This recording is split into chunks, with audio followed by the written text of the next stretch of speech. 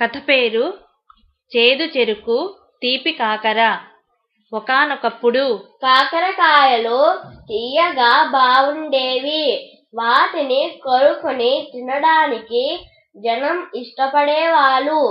చెరుకు మొక్క కాండం పరమ చేదుగా విషంలా ఉండేది.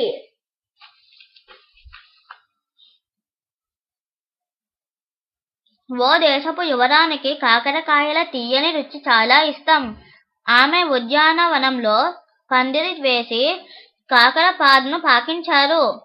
ఆ పక్కనే భూతానికి చెరుకు మొక్కల్ని కూడా నాటారు. యువరాణి రోజూ వాటిని చూసుకునేది. ఇది చూసి కాకరపాదుకు గర్వంగా అనిపించేది. అంతటి అందగత్తెకు ఆహారం కాబోతున్నందుకు మురిసిపోయేది. ఓసారి ఒక ముని ఆ రాజ్యంలో ఆగాడు. రాజుగారు ఆయనకు యువరాణి తోటలో బస ఏర్పాటు చేశారు. ఉదయాన్నే ఆ ముని దృష్టి కాకరకాయలపై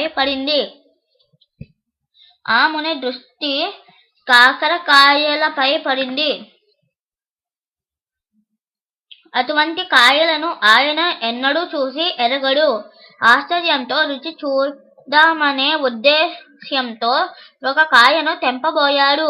ఆయన కోరిక గ్రహించిన కాకరపాదు గతుక్కుమన్నది. బంగారు బొమ్మలాంటి యువరాణి తినవలసిన తనని గడ్డాలు మీసాలతో ఉన్న ఆ ముసలి ముని తినబోవడం దానికి నచ్చలేదు.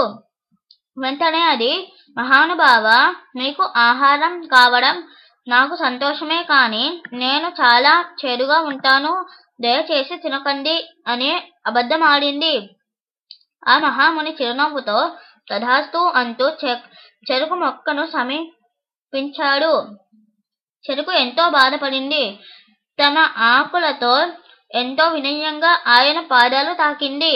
స్వామి, నేను చేదుగా ఉన్నందుకు బాధ లేదు, కాని తీయగా ఉంటే మీ ఆకలి తీర్చే భాగ్యం దక్కేదని